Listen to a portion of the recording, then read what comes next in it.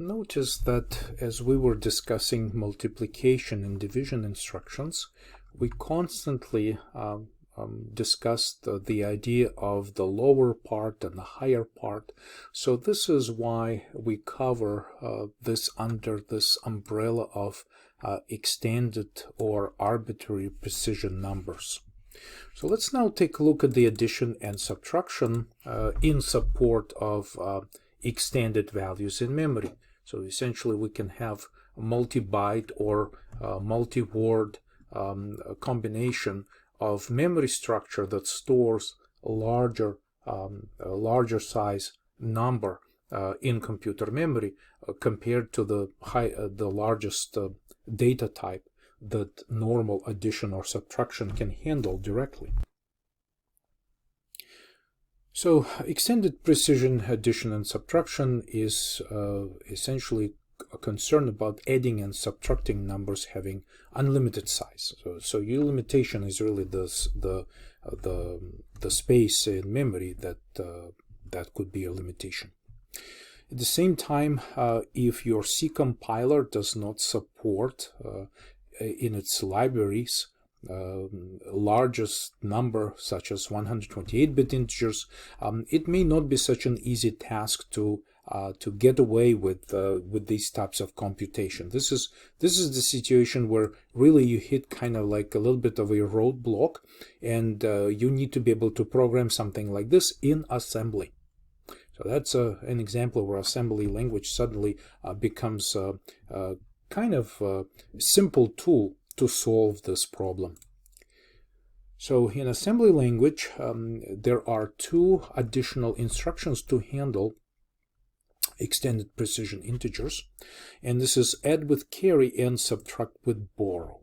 Both of them are using the carry flag to accommodate the results, or rather combine carry flag with the result. So this is what we're going to talk about. Add with carry is very simple. So the instructions ADC. So the ADC instruction basically takes two operands. You can see all sorts of variety of operands that are available of all sizes. Just very much like an addition instruction that we've seen since day one, as we started our discussion about this Intel 32-bit assembly platform. But what it does, it just generates the result of adding two operands and also adds the carry flag. Right, so this will be the sum of op1 and op2 plus the carry flag, whatever the carry flag is being before. So formats are the same as add. All right, so what are the highlights here? So add with carry instruction does not distinguish between signed and unsigned. Just like add instruction, same thing. We use it for both. So the processor evaluates the results, both data types, just the same calculation.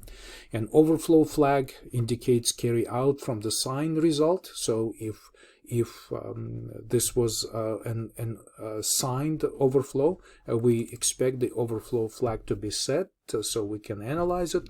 And the carry flag also indicates carry out in the unsigned arithmetic situation. Signed flag, of course, also will be set appropriately according to the signed arithmetic rules. Add with carry is usually executed as part of the chain multi-byte or multi-word addition. So let's take a look at the examples. So the first example is we have two 8-bit integers, and this is using just bit pattern with all ones in them, right? So we have all ones in both of these 8-bit. Okay, so you can think about them as -1 plus -1, or the largest value like 255 positive number if you're treating these two bit patterns as unsigned numbers. Okay, so this produces a 16-bit sum in DL and AL in this example. So we move into DL0. Okay, so we load the DL right here, we load it with 0. So then we set AL equals 0FF. Okay, so then we use AL as one of the operands. And then we add AL with another 0FF. So the result is that AL will get FE, and the carry flag will indicate an overflow in a situation with unsigned numbers. Of course, the carry flag is the one that we use for checking the overflow condition in unsigned arithmetic, because 255 plus 255 we can no longer accommodate in a single byte. However, what we can do is we can now basically add the carry flag, okay, to register DL, and we can do it simply by saying, okay, let's take the carry flag and add it with 0 and store it in register DL. So we could do something like this, and in that case, the outcome of it is that basically what the outcome is going to be is that we have a combination of DL, okay, which will be having having lowest bit set to 1, because of course the carry flag was set as a result of this addition, and register AL loaded with bit pattern FE, right? But if you take them together as a pair, DL and AL, they will actually be a number, a numerical value, which will be 255 plus 255, which is 510, right? So this is 510, because the entire bit pattern of these 2 bytes represented by these 2 registers are in combination can be interpreted as 510. So this is just one of the uses of add with carry, which could be used in these interesting combinations of storing the outcomes of an addition. Similarly, we can use a more practical example, I guess, because we don't have to go this strange ways with 8-bit quantities to manage everything at the level of carry flag. But if we have a limitation on our platform, so that we're 32-bit platform, but we want to be able to start using 64-bit sum, so we can take again 2 integers, which is like the highest number, the biggest integer in unsigned world, or once again -1 in signed world, because this is how -1 looks like in 2's complement encoding. So what we want to do is basically add these 2 numbers. Okay, so we're adding these 2 numbers together, and again, the CPU doesn't know whether you're adding signed or unsigned numbers. What's going to happen? Of course, there will be a carry flag set. No question about it, because if you're adding this plus this can no longer fit in the 32-bit integer. This is the biggest integer already. Now we have the combination of the 2 of them. So the result will be, again, this with E at the end, and the extra bit, the carry bit, can be saved, preserved in register EDX if you'd like. So simply use this instruction, add with carry, and add 0. So 0 is not going to contribute anything into EDX, but the carry flag will. Just remember that we have to reset EDX to 0 for this technique to work. But anyway, so this is how it's possible, just a simple demonstration. This plus this equals this, and that's how you can do it. And the further part here demonstrates even more complicated, where we're adding 2 64-bit numbers, and the result is also returned in the register in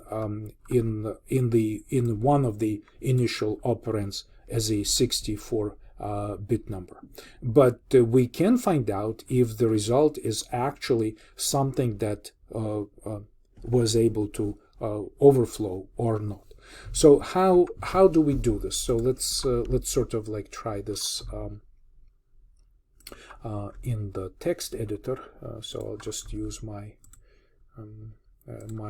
text editor right here, just for the demonstration here. So we have one operand in EBX and EAX, and the second operand in EDX and ECX. So these are this is how we store 64-bit plus 64-bit. So all these general purpose registers are being used already.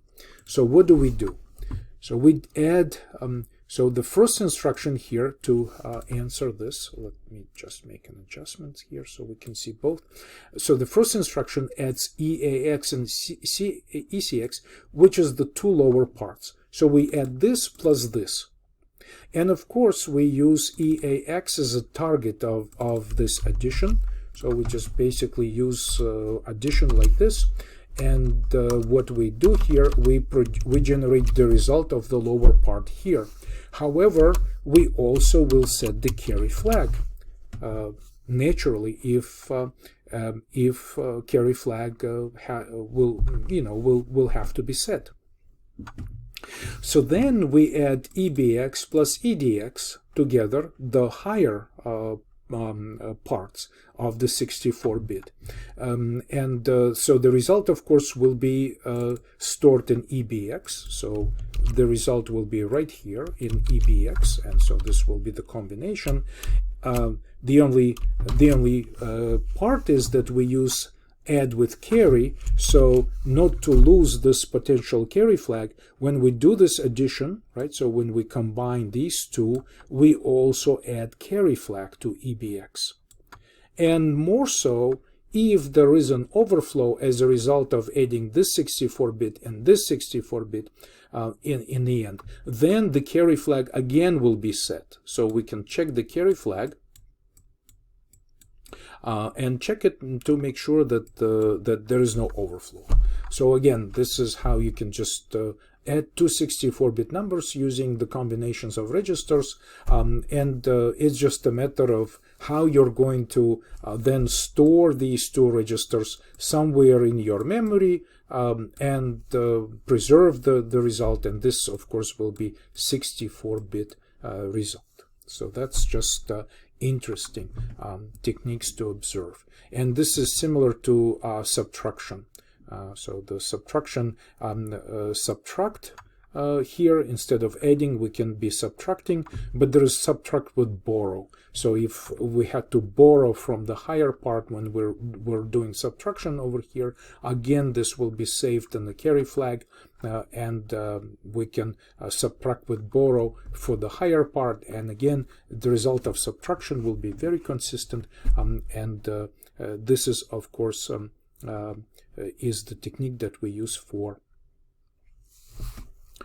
unsigned numbers, both signed and unsigned subtraction, and we can check both carry flag and overflow flags for overflow. Of course, unsigned arithmetic should rely on carry flag, and signed arithmetic on the overflow flag. So these are interesting things that really just with a few lines of assembly code you can solve this problem for the so-called extended precision numbers or arbitrary precision numbers. So these are just plain vanilla examples that you can copy and paste if you are facing one of these problems that we just were discussing